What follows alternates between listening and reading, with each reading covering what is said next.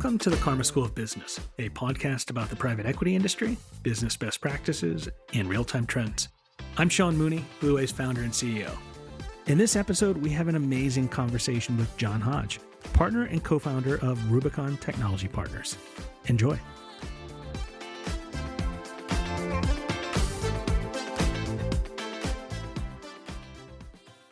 I am super excited to be here with John Hodge, who's a partner with Rubicon Technology Partners. John, thank you so much for joining. Excited to be here with you. Well, thanks, Sean. It's fun to be on. I think this is going to be a really fun one. John's had a really kind of one-on-one set of experiences that I know I'm really excited to talk about. So maybe before we get into some of the core of our conversation, John, I always like to start these by talking a little bit about the story of you. Can you tell us a little bit about how you kind of came up in life and how you ultimately got into this industry of private equity and beyond? That's great, Sean. Yeah. So always start with, I'm born and bred in Buffalo, New York, which this week has been a little bit tough. All I'd say is that both my parents have lived in Buffalo, and they're two lifelong fans of the Buffalo Bills and the Chicago Cubs. So the thing I would tell you is that we're resilient, right? So that's it. That's the only thing I would say. But long story, I was born in Buffalo, which is a great place to grow up. Great core of that place is a blue-collar city, but just great people and genuine people at all times. My parents both were educators. My father was a professor for 35 years, geophysics, and my mom was an English teacher for 35 years. And all their career, they worked in pretty much one place for 35 years. And my brother, who I have an older brother, 15 months older, I'm the only undereducated one where they all have advanced degrees and I don't. So that tells you a little bit about the background. So good place to grow up, had great experiences. But it's interesting, it's going to sound kind of funny. I was an athlete and I was a swimmer, which there's probably very few people that believe that a competitive swimmer can come out of Buffalo, New York. That was going to be my next question, but I think we're going here naturally. It's a long, interesting story, but my parents put me in the pool mostly because it's the only thing that would tire me out. Swimming's a very unique sport. It was great where I was a successful swimmer in Buffalo, New York, and I had a great team and a group of people who I grew up with. And this theme will go through a little bit of how the people you decide to work with or be team members of are the major component of your success. They just are. But I was recruited as a scholar athlete by a couple of universities. I actually ended up going to Stanford, which at that time had just won the national championship. And it was a very, very unique team. And I was really, really lucky, just to be honest with you, to be able to be recruited by a university like that, but also into a team that was known as probably one of the best college swim teams in the history of the sport, right? So I went to Stanford, and the thing I would say about Stanford, other than giving me a great education, was the first day of my freshman year, I met my wife at Stanford. She was a scholar athlete also. She was the captain of the soccer team. Going to Stanford was really important, but the main reason it was important is I met my best friend and my wife. So I was a biology major, believe it or not, at Stanford. And the main reason I was a biology major was two reasons. One was it was one of the only majors where I could actually get through the undergraduate there because my swimming schedule was mostly applied learning and labs. And so that was great for me. I really enjoyed it. And it was the one thing I could do to graduate pretty much like on time. It was a great education, and scientific methodology was really, really important. The other thing about Stanford was we did win there. I was a part of a team. We won 2 national championships there. The type of culture and people that I was able to learn from and assimilate with were just some of the most world-class people you'll ever met. Not just athletes, but people. And so when I say I'm lucky, it was one of those experiences which I can remember almost every day, sometimes in the pool with some of the greatest. I was swimming with my heroes and they were teaching me. Yeah, I mean, I love that background. And serious athletes are, one, we see a lot of them in private equity for good reason. It creates this kind of mentality of discipline, tenacity, grit, overcoming, constantly pursuing kind of your best next. And I think swimming is probably one of the ones that is the most enduring and takes real dedication to be at the utmost level. And a national championship is something I can't even fathom. I saw this, and I'm still trying to find this study about 10 years ago, that they did this major study of college athletes and what were their success. And this was mostly in business. Okay, so this wasn't whether it was nonprofit or anything like that. And it was a really interesting study where that three sports, if you ask somebody of all college athletics, who do you believe in business would be the most successful? And some would say basketball players, football players, because of all the, but the three sports were wrestling, swimming, and cross country. Huh. And they did a correlation, and the correlation, you'll love this. Okay. The correlation of those three sports were one, it is a sport that takes so much work ethic that you can actually change your physical body. So you think about wrestlers, right? Wrestlers literally do things that are inhuman. Swimmers, they are the most overtrained athletes always in the world, right? If you know what I mean, cross-country runners are similar. The second trait that they had is it was a individual sport that is contributing to a team atmosphere. So if you think about that, right, which is back to kind of specifically private equity or anything we do, is you have to perform yourself first, but do it in a team context, you motivate better, okay? And the third, which is the most important reason, no one comes and watches. They're self-motivated, okay, right? It's interesting. So those three things, it's one of the most interesting studies I've ever seen. And the third, I actually think, and we'll talk about this in successes in young people, is self-motivation without ego is probably one of the most important things of success of young people. No, that's fascinating. I never thought about it that way. And now it kind of changes the way I think about things. So that's really helpful. And if I look at my former self, I know that I was never, other than like third team off the bench in a small school sport. So I was like, oh man, somehow I made it. But listen, life lessons around athletes are really important. The other thing that I learned a lot, humility is really, really important. I swam again with heroes, right? The greatest thing was they were there to help me, right? It was just fundamentally amazing to me. And then after Stanford, I was not going to go to medical school. One is I didn't really have the grades. Two is I always say that is a huge life commitment that you've got to be 100% willing to do it. The other thing I would say is I enjoyed academics. That wasn't my primary. You'll hear a little bit. I'm much more of an applied learner than I am an academic. And I think that that's really important for you to self-realize when you're going to be successful. And so, but what I did figure out there was I wanted for some reason to be an investor. And back then, this was 89, and I had a biology degree. If you remember, technology was actually a smaller market than actually the biotech market was back then. And so you'll love this. I started looking at being an investor in biotech, right? And I wrote a whole bunch of letters, cursive, to partners in venture firms. And by the way, there wasn't really private equity back then. It was pretty much venture, right? I had one of the great conversations I ever had with one of the founders called Larry Moore David Dow Ventures, one of the first venture firms in the world. He sat me down. He had lunch. It was great. And he said, John, you're a really talented, really motivated guy, but you have no experience to be a venture capitalist. Okay. And we don't have a job. Back then, they didn't have the jobs like of analysts or associates in venture. It was just like you had to have experience or not. So he said, go get trained someplace and I'll make some phone calls. And so he said, great training back then would be the investment banking world. So at the time I was working at Oracle because back then it's just like Google. They hired everybody. If you graduate from Stanford, you get a job at Oracle, right? But I started looking and I got a job back in those days at the beginning of technology. There were really the boutique banks, and there were 4 of them that were the leaders in advising tech startups. They called them the harms, right? It was H&Q, it was Montgomery, Robertson Stevens and Company, right? If you know what I mean. And so luckily I got an offer from Robertson Stevens and Company, believe it or not, in a great firm, Sandy Robertson, one of the great people. And you'll love this. We have a dinner every year with our analyst and associate classes from Robertson Stevens and Company. No way. Some of the greatest people I've ever met are there. And it's a really nice group. And it was a great place to be in the early 90s. Hi, this is Sean. Wanted to take a quick moment to tell you a little bit why Blue Wave exists. It's based on this whole notion that assessing opportunities and building businesses is really hard. We all know third-party expert service providers can dramatically help, but at the same time, it's hard to know who's good. Usually leaving you like I would do and call friends and ask, do you know someone who does this? Or just go the square peg round hole route. So after nearly 20 years in PE, I decided to solve my own problem and created Blue Wave. Today, many hundreds of PE firms, thousands of portcos, leading public companies, private companies, all call Blue Wave to instantly get connected with the exact third-party service provider they want that's pre-credentialed by Blue Wave and perfectly calibrated for their need and really good.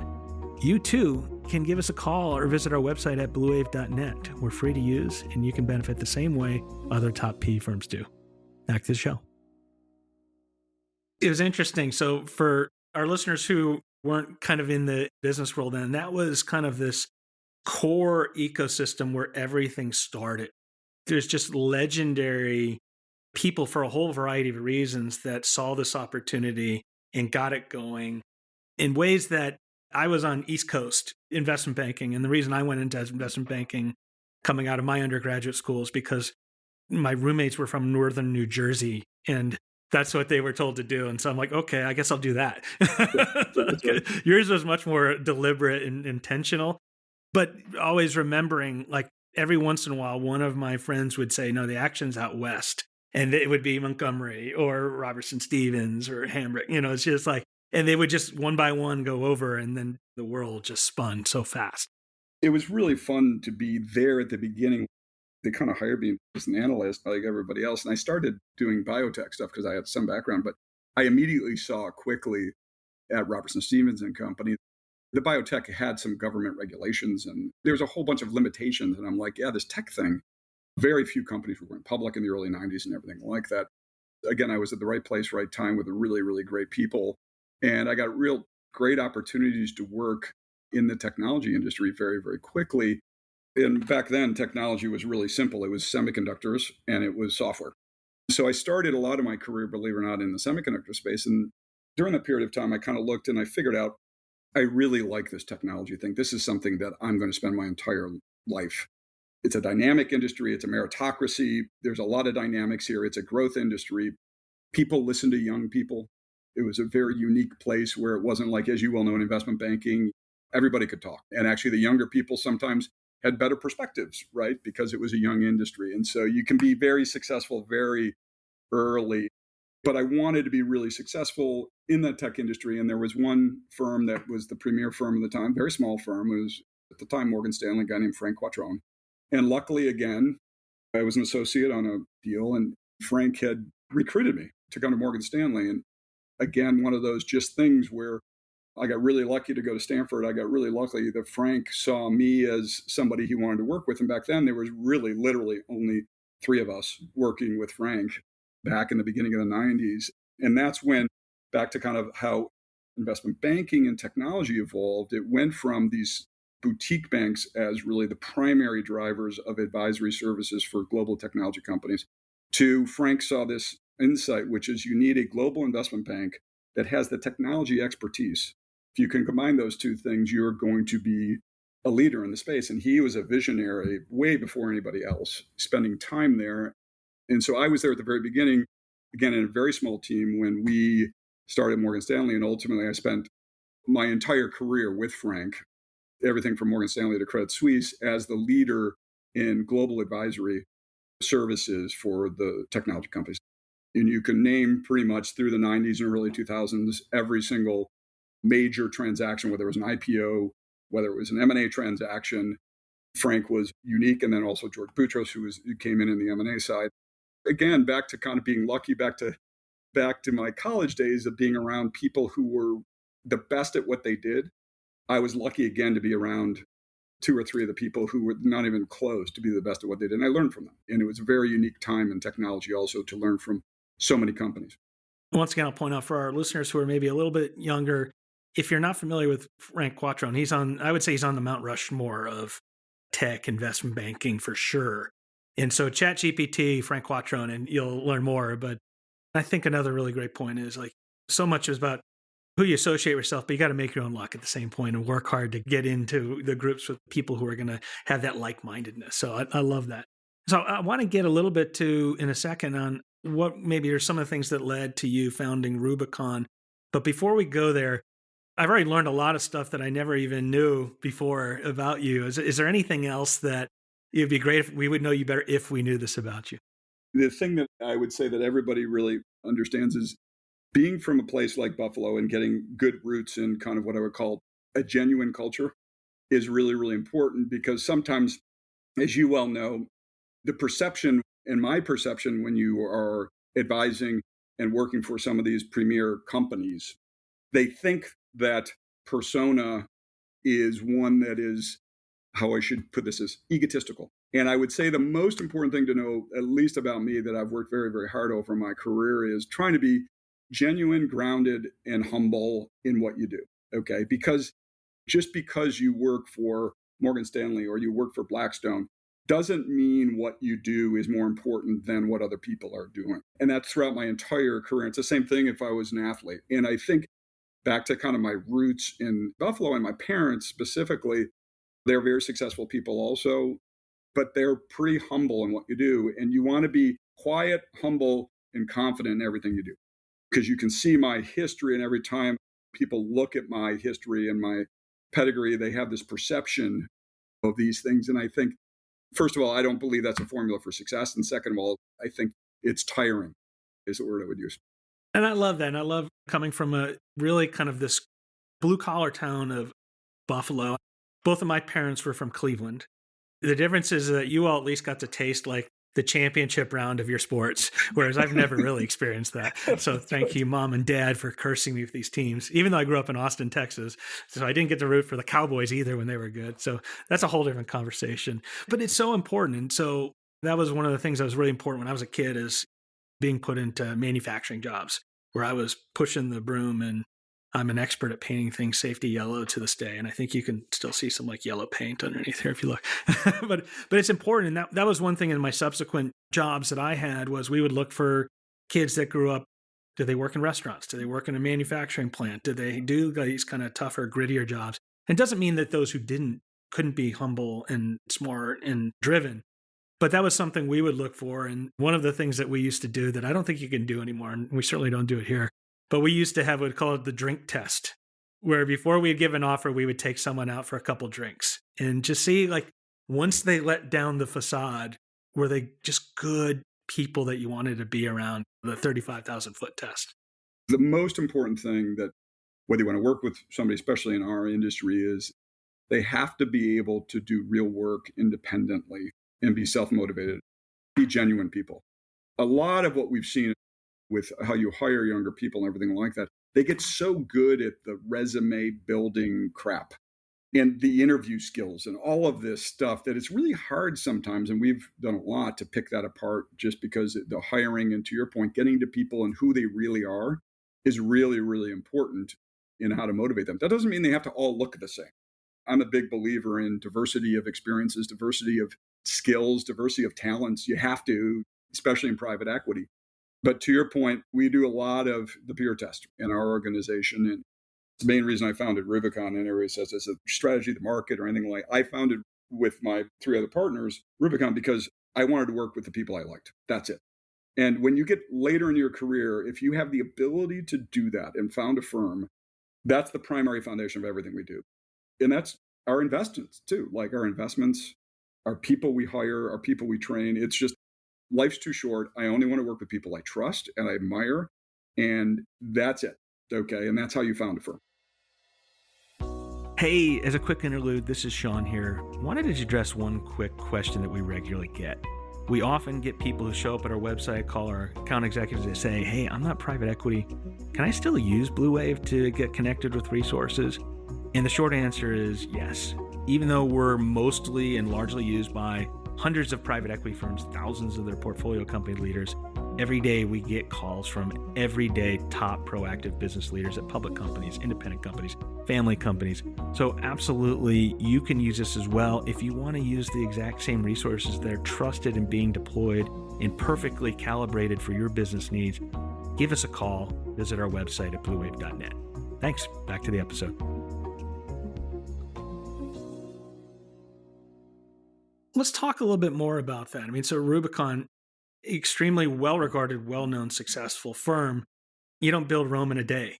What were some of the insights and experiences that you had that kind of helped you form Rubicon and get it to where it is today?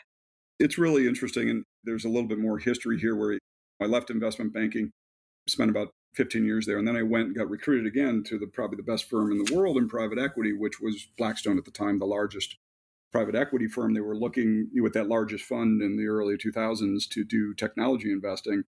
Again, learning from the best is the right way to go. But the insights I had there, which is, again, because I always wanted to be an investor, was they are the best private equity firm in the world. It's a small firm.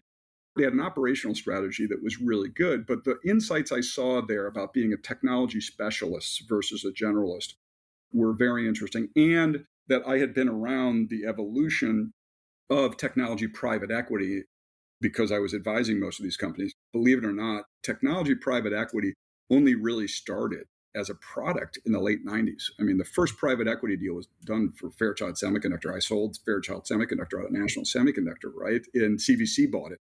Francisco Partners and Silver Lake were not founded until 1999. It's a really young industry. And I kind of saw everything that was going on, all their strategies. And then I was at the premier private equity firm. But what I saw, and then what I saw with my three other partners at the time, was there was a unique time. We founded the first in 2011, 2012, which was the product, and the private equity product was still an immature product for technology. Okay. And some of the successful firms in enterprise software specifically, which I'll talk about enterprise software and why we focused on that exclusively, not just because that's where our experiences were, but there was this business model there that both Thoma Bravo and Vista at the time, who had evolved into the leaders in that space, had started in the middle market, but they had become very, very large very, very quickly. And no one really was serving that market at the time in 2000. Okay. So there was this market opportunity at the time. Our insights when we founded Rubicon were pretty important, which was we wanted to create a firm. If you have an ability to create a firm, it's really, really hard, as you well know. You've done it, right? You're an entrepreneur. It's one of the hardest things anybody will do. And doing it also in one of the worst markets in 2011, 2000 was not great. Yeah. But we wanted to create a unique firm with a unique culture, first of all. But second of all, is that created repeatable, knowable returns. Okay, now everybody says that. Okay, right? Like, as you all know in private equity, you worked in them. Oh, yes, we want to do repeatable, knowable returns and controllable returns. Okay, everybody says that. It's really, really hard to do that. So there are really four components of how we thought about creating the firm. One was the market we're in, and I'll talk a little bit about that. The second was it has to be operationally focused from the beginning to the end. Okay, right? And there's a lot of flavors of that, and I'll tell you our learnings there. The third is if you're going to have an operational strategy, you have to design your firm to have that operational strategy. Most firms believe operations are second-class citizens, and that is a disaster already, right? If you know what I mean. And we'll talk about how we designed our firm differently. And then the last thing that you and I already talked about is you have to create a culture. And the most important thing is a culture to support all of that, right? And those four things are the components of what we saw and are the really, really important things and foundationally how you build a firm. And listen, there was just four of us at the beginning, three of us now, and all of us had those same insights in what we wanted to do. But it's really difficult to look at that and then be able to have it be successful where we are now. I love that. I was reflecting on what you're just saying here is made me think. And one of the things that I kind of beat the drumbeat on here in broader private equity is like the business of private equity needs to be run like a business. And what you're articulating a long time ago before this was ever talked about is like, we're going to starting a business. Like we're going to have a strategy. We're going to operationalize it. We're going to even think about culture. Culture was not a term that was often used in private equity up until maybe the last 5 years. And so all the things that you're sharing back in 2011 were never really talked about or never even entered the lexicon of the industry. And back to kind of my history and linking it back to my history is I had been a member of very successful organizations through my career. And I knew what the components of, to your point, a successful business or a successful team, what are the components of that? Okay. And if you think about them, those four components are critical. I think the other thing that it was pretty insightful, what you just said, everybody, when I'm talking to LPs or talking to anybody, what's your most proud component of what you've done? And what I would say every time, we've done over 100 transactions, we are successful in our returns, is our best portfolio is Rubicon. It's a portfolio company. Okay. It is. Like, how do you manage a business? How do you motivate the teams? How do you structure it to make sure it's there for long-term success? And to your point, back to the private equity, it's a very immature industry in some senses, right? And it's very personality driven. It's got totally outsized ego for what the value it adds, right? And if you can take those things apart and just treat it like, to your point, just like a business, like I'm a manufacturing business, and take ego out of it, I think it turns into a really, really great industry. Okay, right. For people, it is probably the most intellectually interesting, rewarding, and can be financially rewarding place for anybody to work.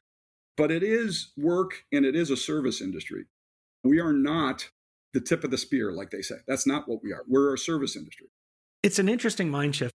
I was talking to some others the other day. 90% of what we get asked for are resources for value creation, for due diligence for portfolio companies. And 10% are the firms themselves, the P firms themselves. And they'll say, hey, we need a group, but we want someone who only does this kind of like very recently is like, we want a long-term strategy, someone to help us do this like we would with our portcos. Who does this for other PE firms? And I was saying, well, if I were you, I would get one who does it for your portfolio companies because you want that mind shift in terms of thinking like your business like a business. And they're like, oh, yeah, that makes sense. But to be fair, private equity is still its own thing. You want experience and exposure. But to your point, thinking and building these companies and being more like a Danaher is really, I think, been critical to the evolution of this business. Well, I think the other thing, too, back to our insights as founders of the business, too, is it's why we were able to be successful in how we founded the firm. There were a couple of things that were different than a lot of other private equity firms. We back to kind of the diversity, the original partners of our firm were all had diverse backgrounds and diverse skills. And we didn't spin out of another firm, right? We were really going to create something that was different within the space that was already known. That's something that I think is critically important when you're founding a firm. It's important to align, but it's very, very important to have different opinions and different skills, and especially if you're going to have an operational strategy. You can't have a bunch of people who think they're the smartest guys at the table sitting at the end of the table. You have to have people who have actually done this before. That's really, really important in how you construct a firm. And then the other thing that was, I think, really insightful is back to most private equity firms, and you know this, even the young ones, are personality driven many times. And some of them are really successful. We didn't want to do that because we wanted to be sustainable in a way that is different, right? We believe fundamentally our job back, if you think about it, is to add value and support our portfolio companies. And it's more of a service oriented approach than it is an egotistical tip of the spear. And to do that, you have to design the firm for long term that the individuals who founded the firm are going to be important as a support, but they're not going to be the main components of the success of the firm. And that's really, really important. And I would tell you, after studying a lot and being in this industry, a lot of people don't do that. And I will tell you, in our firm, I say this to all of our young people and all of our other people, while Jason, Steve, and I had real success and luck in being able to found the firm, it's their firm. Okay. How do you want to meld that firm? We've given you a platform and a structure to be successful. But in private equity is a very execution-driven business that's very knowable if you do it correctly. And everybody can contribute. We're not hedge funds. Like you're making big bets and there's one guy making those bets. Everybody's doing everything and everybody contributes, right? It's a very, very unique industry that way. Yeah, and I love that. You're building something that's built to last, right? Versus built for the next fund cycle. John, let's double tap in here a little bit. You mentioned your operational approach. Can you talk a bit about how Rubicon kind of approaches value creation and the resources that you're bringing to bear for the growth and development of the companies that you're investing in? Yeah, and I think our strategy is very unique. Other than the firm design is the reason why the original institutional investors gave us the money. We have a very, very specific enterprise software, and most of your listeners know what enterprise software is. Enterprise software is a very diverse industry, but it's high recurring revenue businesses, okay? And they're automating business processes in the simplest terms.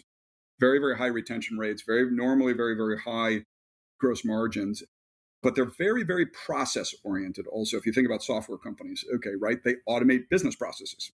And so our thesis was, our main insight is that about 80 or 85% of most enterprise software companies are the same. Okay, so let's create a set of tools to help these companies improve ultimately their operations of the business to ultimately create a higher value business, right? In the simplest terms.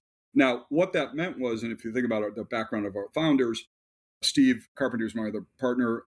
He came from Vista, which was one of the original playbook based enterprise software businesses. He spent most of his time in the lower market on the buy and build, and he helped kind of craft some of those strategies. So, our playbook when we founded was an actual playbook. We've got a book, and it is a set of tools that you can utilize to really optimize product market fit, like things that you do to improve these companies. Because the insights we had about the market we were in was that most of the companies we were buying, which are the smaller enterprise software companies, they do a couple of things really well, or they wouldn't be successful, like really well. And most of the companies we were buying do products incredibly well. They've been around for 12 or 15 years.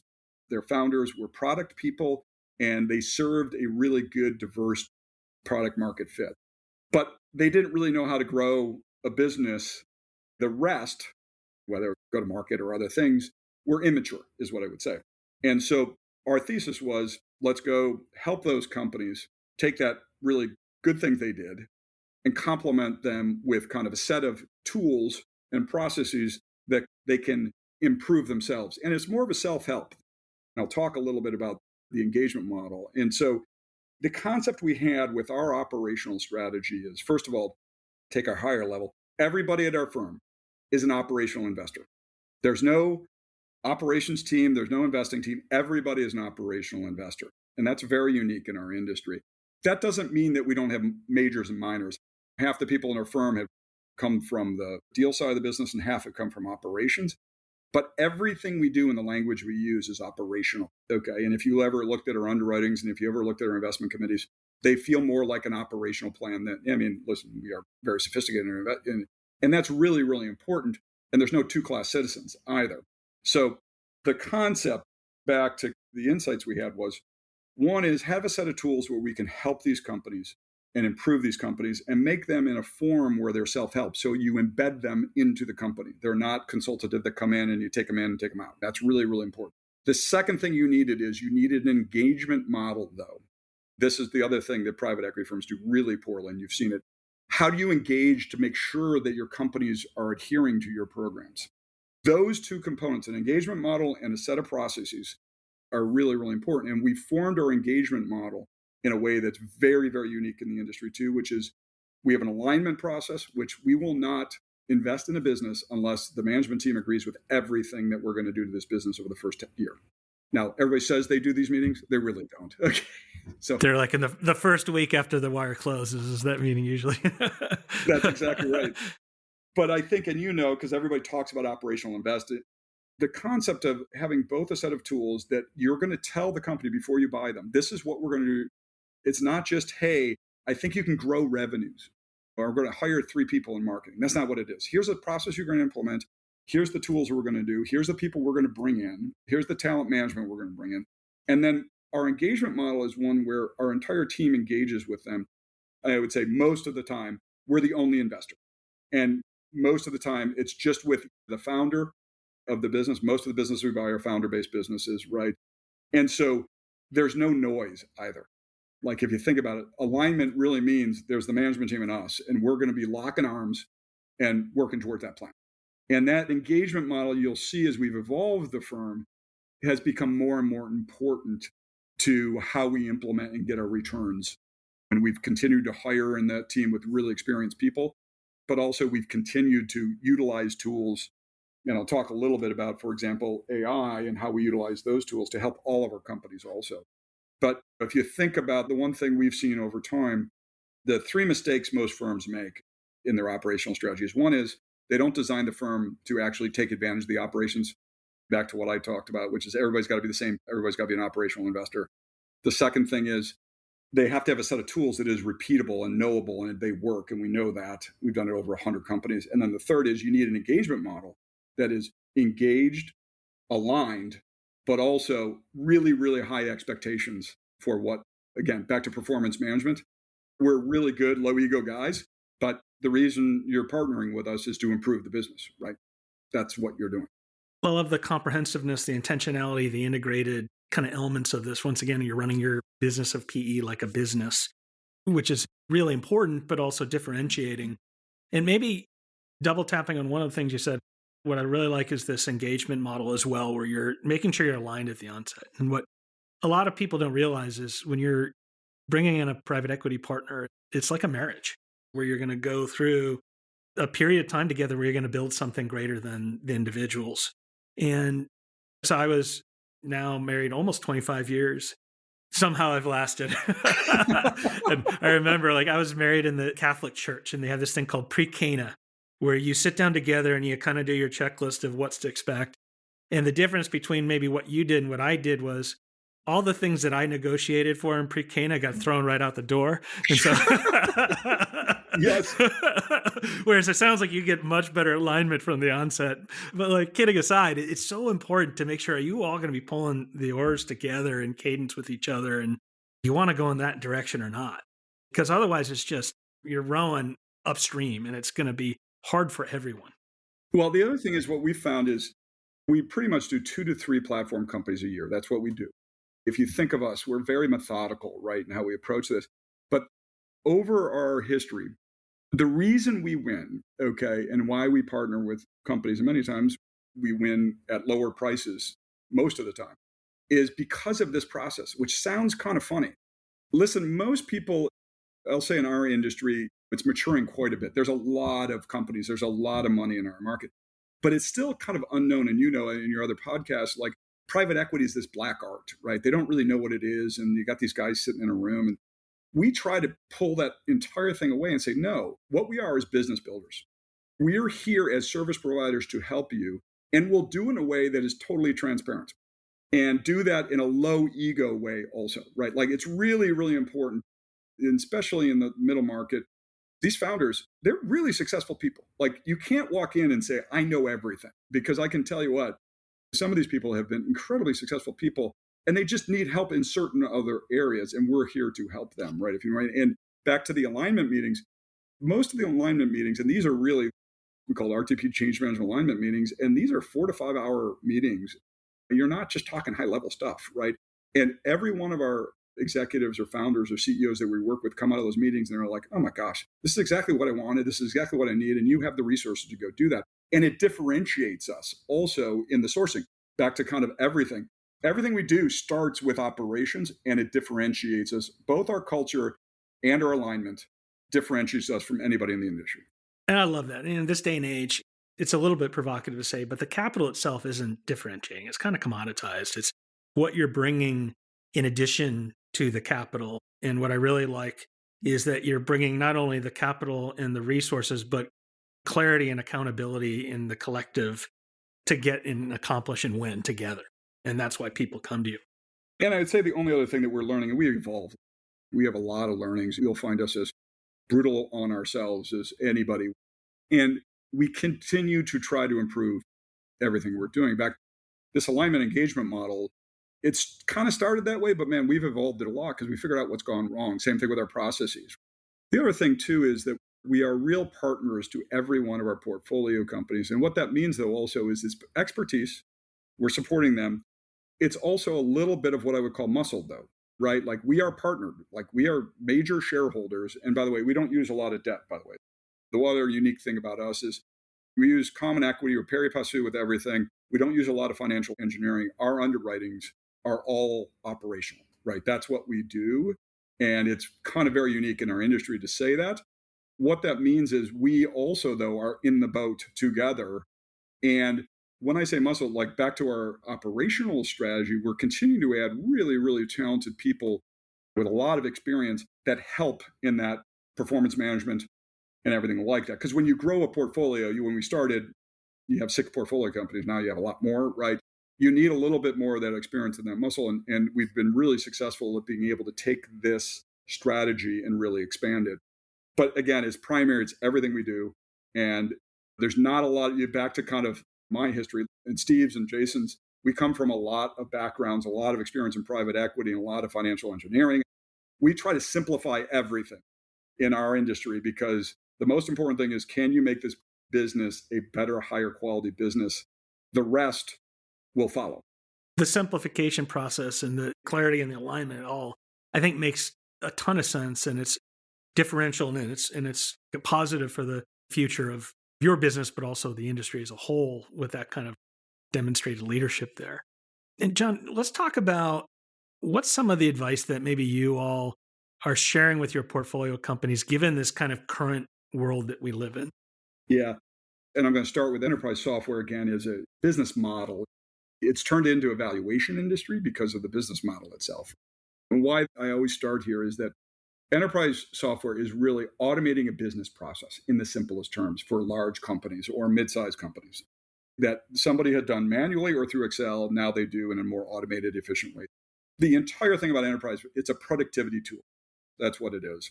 Today, as you well know, there's a lot of discussions around AI and what are we doing to help companies. AI, I'm not an expert in AI, but we've been around this industry for a long time, and it's come in many, many different flavors. And we have invested in companies. One of our first or second portfolio companies back in 2011 had natural language processing as one of the major components of it, which is AI. Like, let's be clear, right? But AI for us in enterprise software is really important for two reasons, and it's going to sound basic, but it's not. One is we, just like any other company with our portfolios, are utilizing AI for costs improvements, okay, in our company. So we're mandating tops down, and we have a lot of horizontal expertise around this stuff, which is you need to improve, and we need to see that in your business plan next year, right? It isn't just, hey, we're utilizing AI in this area in sales and marketing, or we're doing it. No, you're going to get 15% productivity gains. That means you're not going to be able to do this. Okay. So it's really important that AI is a tool, and it's a tool with major large corporations, probably even larger than ours, but every one of our portfolio companies will be utilizing that in certain areas to help their productivity and profitability. Okay. That's the first thing. And we as a firm have expertise, back to expertise, alignment, and muscle that we will help them do that. And the great thing about having a portfolio is our tools, every one of our portfolio companies talks to each other about this stuff, right? It's not us. Our portfolio is our company. The second thing with AI, though, is in most of our products, and it depends on how much data you have in your products, we are utilizing AI, and we've made in our portfolio 3 acquisitions also, because sometimes can you build AI?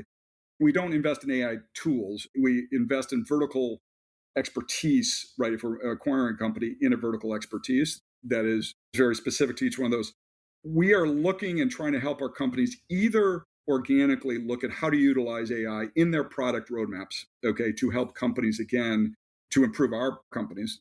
The second thing is we're looking at acquisitions to help complement this. But most of the AI companies that are out there, there's all these big ones, and the tools are really, really expensive. There are a lot of vertically, it reminds me of BI. Do you remember BI? Yeah, of Right? course. It's the same thing where you get these very verticalized, where you can add huge amounts of value on the tools that are already being developed on a horizontal basis. Okay. And so from an overall perspective, I would tell you AI for us is a major strategy that we're spending a lot of time with our portfolio companies, both on the product side for them to help improve their ultimate revenue and go to market. But second of all, is also in the productivity. And the great thing about private equity, and this is generic to anybody else, but if you have a portfolio, and ours is unique in that our portfolio is really narrow, the fairway, because it's just enterprise software and all the companies are similar sizes, similar, that our portfolio itself can talk to each other. One guy's doing something slightly better in AI. What insights did you have? Okay, I'm going to go do that in the product roadmap, for example. And this is one of the great things that everybody doesn't really understand. The greatest resources is if you have 15 portfolio companies, okay, and you're trying to do something, the insights you get, not just from us, but from those portfolio companies and the head of product, is immense, okay? And it's a huge competitive advantage. As you see us as a firm mature, the kind of insights we get today versus what we did 6 or 7 years ago from our portfolios are astounding. Yeah. And that's a huge power to have, the power of your network where they can work together. And one of the challenges that we, and I think everyone's going through, is all the old benchmarks are stale now. What kind of productivity should you expect? There's nothing, no one knows. So it's just relative versus prior periods. And I loved your point there about AI it's a productivity tool. And you and I will both remember this. And like Netscape comes out in 1995, and It's internet, internet, internet. It's a strategy in itself. And there's an internet investment banking group, and you get an MBA in the internet. And I was blah, blah, blah, blah, blah. And that was maybe like 2 years ago right now. And it's like, but what people didn't realize was no, the internet's a tactic, That's exactly right. and it more productively moves information to and fro. AI is a productivity tool, it's a synthesis tool. The other thing that's really interesting, and I think it was the CEO of Microsoft said this, which is that what it does too is it pretty much accelerates your process, any process you have. But if you have crappy process, it accelerates the crappy shit. Yeah. So like the great thing about us as a investor and as a technology investor is we do process reinvention first and then utilize the basis of AI, which is an incredible productivity tool with better process, if that makes sense, right? Like there's a lot of stories out there right now. Everybody's just grinding on this stuff and they're making huge mistakes. If you have bad process, you're still going to have bad process. Okay. It's a great point. I started off my early days in P, I started off in industrial private equity. And one of the many things I got out of that was the concept of lean and Six Sigma in terms of value stream mapping, attack the bottleneck, limit variations. We have been applying AI to every part of our business and really had been preparing for this for years. And now it's interesting what we're seeing is like, okay, we're seeing huge productivity increases in software development, but now product is having a hard time holding up. And so, but that's the bump. So we can move a dev up 500%, but if product and testing can't keep up, it doesn't matter. So your point, like understanding how these integrated processes work together, or if you're a hammer and everything's a nail, like it's not going to help you out. And because you run a business too, like the one thing about our operational strategy, back to your operational strategy too, is we're really now, I mean, again, how we've evolved is it's back to prioritization and making sure you're simplifying things. That's the most important thing too. And back to even the product, like product efficiency and to your point, development, huge productivity gains in AI. But what are you developing an app that just doesn't matter, right? Yeah. If you know what I mean? Like for us, back to kind of the human part, what I would call the engagement human part of what we do, okay, versus just the process part. You have to have both. Is prioritization, critical thinking around what's going to impact you the most, and then let the tools improve your productivity. Our industry is based on productivity, right? And are there risks around AI for us? I don't know yet. It's been around a long time. There is definitely an acceleration. There's no doubt about it. I think that the productivity gains are going to be there. And the one thing I would say about enterprise software specifically is that over 30 years, there's been a correlation with capital spending on software, not services or hardware, okay, not technology, but on enterprise software, okay, that includes AI, that is one of the most important things in this global economy, okay, and that no one really understands very well, okay, and that is never going to change, okay, by the way. If you're continuing to automate through enterprise software, it's critical. It's why we're focused on this industry. Around this topic specifically, and particularly in this more recent times, there's a lot of change going on. There's a lot of fear associated with that. And as I reflect on every major kind of step function change in innovation that's largely technology driven, each time they would say the robots are going to do everything. And each time, all it meant is I got 3 times done in the same 25 hours that I was working each day. And so, so it's just like, we're going to be more frenetic, but you need someone to drive it. Like a consumerization of the technology industry has helped the enterprise because of Apple and because of Google and everything. The consumerization of technology really drove a lot. Okay. I think right now it's balanced, but that's why we don't invest in consumer. Like, oh my God, change is incredibly quick in that industry. But in enterprise, if all you're doing is automating and trying to improve business processes, right, there is a more methodical way to think about those things. I think the last thing about the industry we're in too, which is when we started this, we wanted to be in this lower middle market, which was kind of because people had left the market from an investing perspective, but it was pretty immature, right? Today, as you well know, like the amount of capital around enterprise software at any size is much more than it was 12 or 15 years ago because people have figured out the business model is good, cash flows are good, and valuations have been stable over 25 years, right? Like that's what's happened. The interesting thing, though, for us, we still win the same percentages. If you're doing 2 to 3 platforms a year, competitive dynamics matter. It doesn't really matter that much. The interesting thing about our industry, and it's something you guys may should do some research on, is because of the number of transactions that are happening in the middle or lower middle market right now, the actual market itself, the velocity of this market is much more mature, which is really good for our industry for a whole bunch of reasons. Okay, for exits specifically, where I would tell you 5 or 6 years ago, the number of transactions and sell sides, it's tough. But because there's so much both cyclical and secular money that have come into this space, and the other thing that's unbelievable to us too is there's 3 times the number of buyers for enterprise software companies today than there was even 5 years ago. Because you just said industrials have to buy enterprise software companies, right? Like GE's buying 20 enterprise software companies a year. And the difference between the public and private markets now as an asset class is much better. So the public markets for any small company, and specifically in enterprise software, no one talks about it anymore. And that is really good for all of our businesses because if you have an efficient market, okay, right, and you have more transactions, it is a more fair market. And for our operational strategy, does that matter in returns if you're more efficient? Yes and no. I mean, what we do, the primary thing we do is operational investing for our returns. And so that exit environment actually probably helps us, okay, right? In some senses, it's independent of leverage. It's independent of any real market dynamics now, which is great. And I think that's something that's been a big positive for the last 10 years. I remember 1999 when I first started in PE. It was just like, man, I wish I was 10 years older. All these people are going to have violence. I was like, I've missed it. And then every year, every 10 years, I go, it's so much easier 10 years ago. It was always hard. It's just like everything, industries mature and evolve. And if you're changing at least in pace and hopefully ahead of it, you're still going to do quite well. That's one of the things that I get excited about.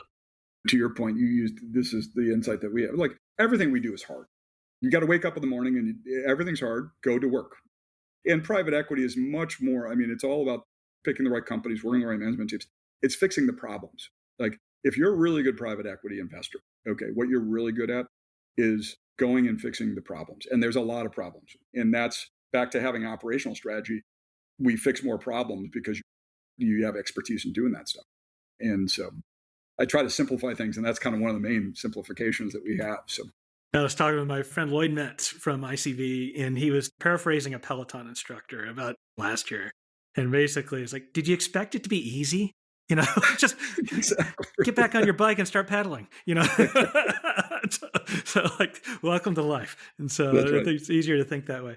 So John, as we kind of like bring our conversation full circle here, one of the things that I am the biggest connoisseurs of, the biggest aficionados is life habits, hacks, gizmos, gadgets that make your life a little easier. If you were to look at my Instagram, it's all AI and like gizmos and some barbecue stitched into there. And so what would maybe one of those life habits or hacks that you've kind of identified and that makes things just a little better? I have 3 daughters that are smarter, more talented than I will ever be. And now they're all in the working world. None of them are in finance at all. They're all doing much more interesting, important work than I am. But we wrote, and I went around to my partners and I just said, what's a couple of pieces of advice?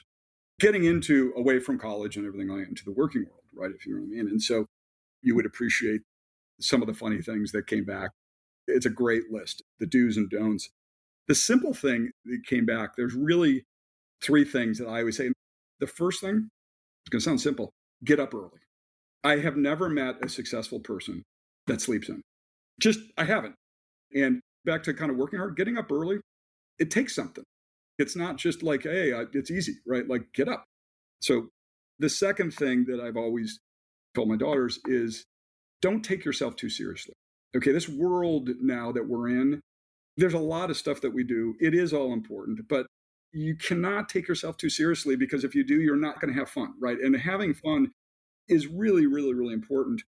And I think the third thing, and especially in these younger ages of people, and it sounds simple, but it's pretty hard, is to have a positive attitude towards everything. Like the one thing that people always know about me is if you're going to be successful, there's going to be a lot of stuff that's going to be really hard and you're going to have a lot of mistakes.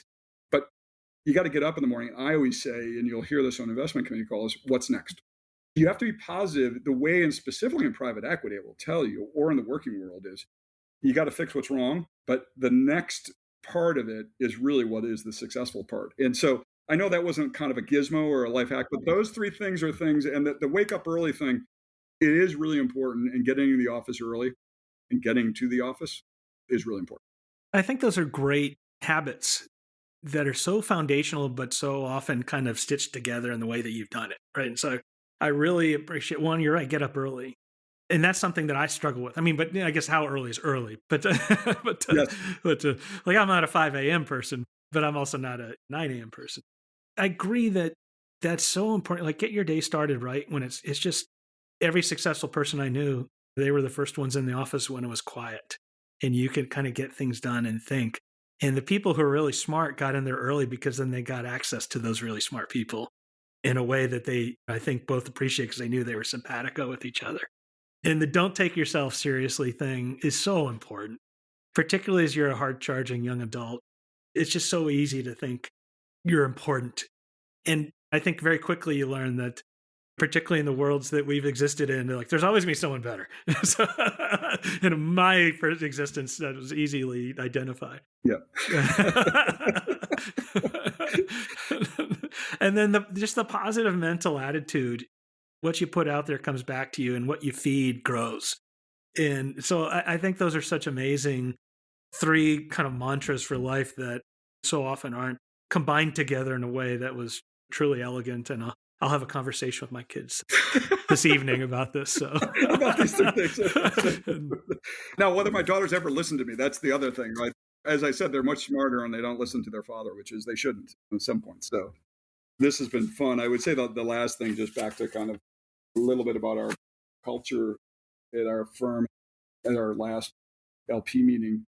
I don't really use quotes a lot, but I closed. Charles Munger, remember, died this year, right? Yeah. And Charles Munger is one of my favorite. His personality, I talk about a guy who doesn't take himself that seriously, but is incredibly thoughtful and insightful is the word I would use. And he said the most important thing that ever happened, and it's hard, and it's where you started this conversation, is he always wanted to work with the people that he admired and trusted. And I will tell you, like, back to Rubicon and why we founded Rubicon, this is the last place that all of us are going to work. And I come to work every day because that's what we did, is we work with people, both portfolio companies, but our companies that I trust and I admire. It makes it so much easier because there's times in life where you don't have that, right? You can't have that. But if you can create that, your life is much more efficient, more successful. And to your point, you laugh a lot more, right? Yeah. That's the thing. If you walk through a place and you don't hear anyone laughing ever, then you're like, you might need to work on that a bit. That's right. I love that. So I've learned all sorts of things here that I wish I knew before. I'm incredibly appreciative of it. It's a generous gift. And I want to thank you for taking some time to share your perspectives on how the world works here. So thank you so much and appreciate you joining us. Sean, thanks. It was fun. And I like the format. You do a great job.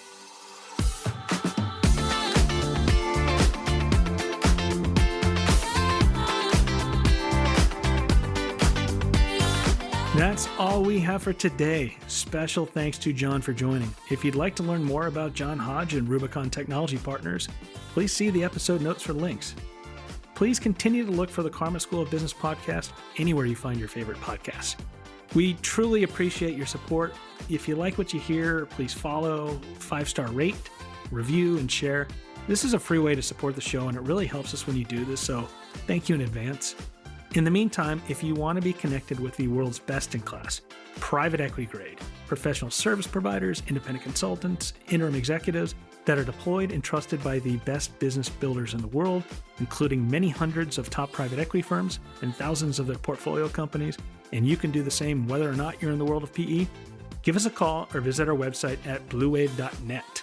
That's BLUWAVE, and we'll support your success. Onward.